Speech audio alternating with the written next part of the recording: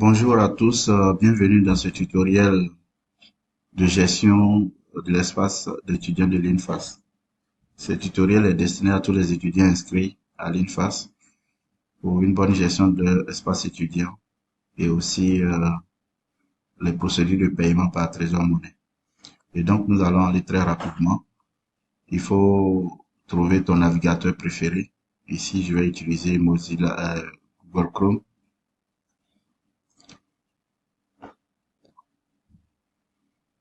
Voilà, et il faut taper dans la barre d'adresse www.infasnumérique.ci. Voilà, une fois que c'est tapé, vous allez mettre là numéro de table, votre numéro de table pour les boursiers et votre matricule provisoire pour les privés. Et donc ici, pour ce test, je mets mon numéro de table ou mon matricule provisoire. Le mot de passe par défaut pour tout le monde, pour la première fois, c'est 1, 2, 3. Quand tu n'as pas encore changé. Et tu cliques sur se connecter. Voilà. Pour la première connexion, le système va te demander de sécuriser ton espace en demandant certaines informations, à savoir ton adresse email. Donc, je mets mon adresse email, je mets mon matricule de paiement ou bien mon numéro d'étape. Je mets par exemple ma date de naissance. Ensuite, je mets là mon nouveau mot de passe.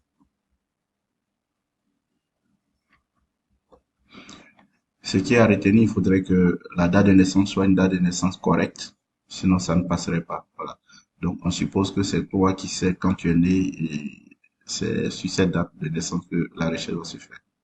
Et tu cliques sur réinitialiser. Voilà. Quand ça sort comme ça veut dire que la réinitialisation a été possible. Et donc maintenant, tu vas maintenant te reconnecter maintenant à ton espace en tapant maintenant avec le nouveau mot de passe que tu as pris. Et hop, voilà, c'est bon, tu es dans ton espace étudiant. Une fois dans ton espace étudiant, tu as la possibilité par ici, par mon compte, de modifier ton mot de passe. Tu as aussi la possibilité ici de faire une demande de permutation, sauf que les demandes de permutation ont pris fin déjà. Ensuite, tu as la possibilité de modifier tes informations personnelles ici.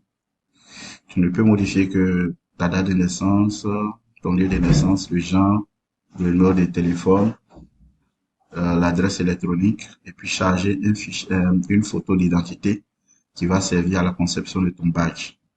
Une fois que tu as changé ces éléments, tu peux cliquer sur enregistrer et tes données sont mises à jour. Nous passons rapidement au bouton de réclamation. Les réclamations peuvent porter sur des erreurs de nom. Les réclamations peuvent porter sur un problème de paiement quelconque que tu peux soumettre ici. Voilà, là, tu mets l'objet. Tu mets d'abord ton contact, l'objet, et puis le résumé de ta préoccupation. Et tu valides.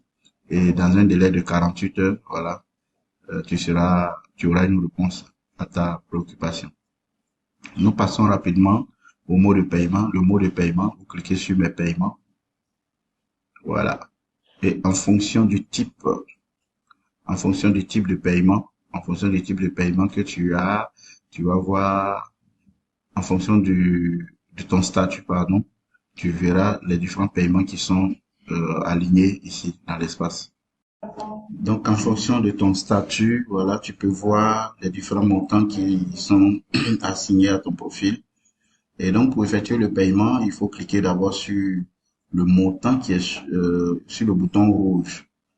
Voilà, donc tu cliques là. Ici, tu mets ton numéro de trésor monnaie, le numéro de trésor monnaie sur lequel tu as ouvert ton compte. Tu cliques sur soumettre. Tu fais OK.